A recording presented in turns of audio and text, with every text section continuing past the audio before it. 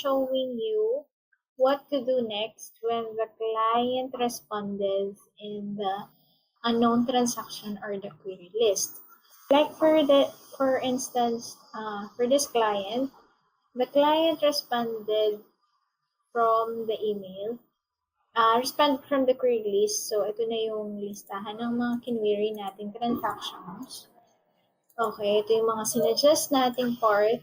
At itong part na to, ito na yung sagot ni client doon sa mga queries natin. Okay? So, since this is an Australian client, so nilalagay ko usually if it's GST included. Why? To check if meron ba siyang taxed or not. Diba? Kasi minsan, even we Google it, minsan hindi naman din lahat lumalabas if may GST ba siya or not. So, better to just add another column adding if it's inclusive of tax or not. Okay, so let's start. So, since na-process ko na yung tatlo, I'll remove that one. For example, Blue Bonnet Barbecue, spent 206, personal. Sinuggest ko ba personal ba siya or office expense? And the client says, it's an entertainment. And GST inclusive siya. So, go there, Amex. This is an Amex account, new Meta Amex account. And then, there you go. Ito yung transaction na kinwiri natin. So, just go to create tab. And then, just copy this one. Okay, just hide na lang. Alam mo, barbecue naman siya. And then what? So, entertainment daw siya, sabi ni client. And then, with GST siya. Ibig sabihin may tax. So, GST on expense. Once all good, just click OK. So, we're done with Amex. So, dito yan, I'll just remove it from the query list for October. Ibig sabihin, focus ko na siya. So, next, let's go to new Meta trading account.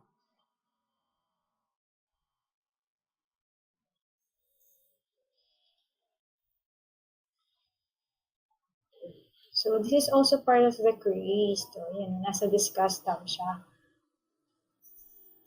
So, tingnan natin kung ano yung mga response ni client. So, there you go. For Silver 5, Kegland distribution, spent 281.52. Sabi ni client, it's an office equipment. So, let's code it under office equipment, GST inclusive. Kegland.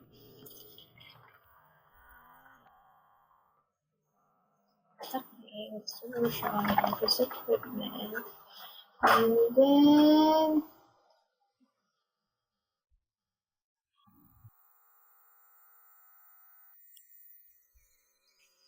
okay, tapos GST and capital. So since this is an equipment, this is an asset.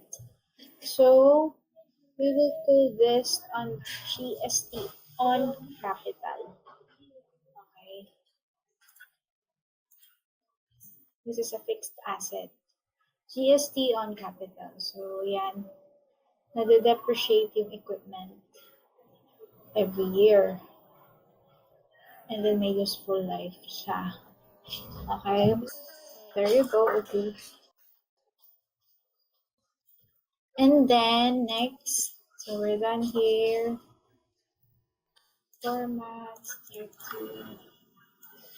Next, the next one is Oliver. So this is an office expense. And then it has GST. So PayPal, just copy it, PayPal Olivers, office expense, GST, and okay. Okay, so I asked for invoice payment. Was this for? Okay, it says Mateo Jeffrey, but maybe against 2 invoices. Okay, let's check if there's an open invoices for Mateo.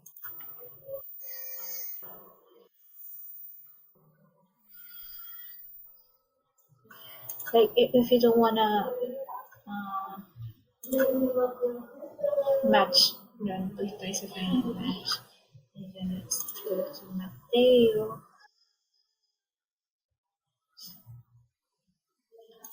Search Mateo.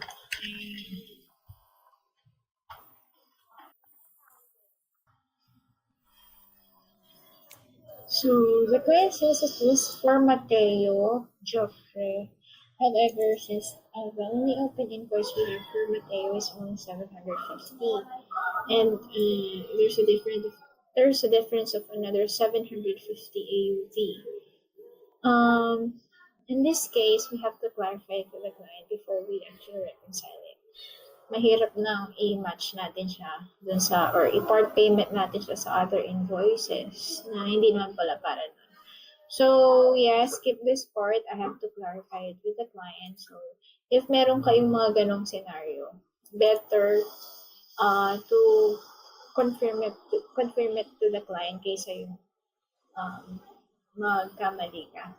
So, clarify it to the client. So far, that's the only thing I'm concerned about. So I'll create this back to the client to confirm. And then once all good, I'm done with October X. So that's it. I hope you learned something from this discussion. And see you in the next discussion. Okay, have a good day. Bye.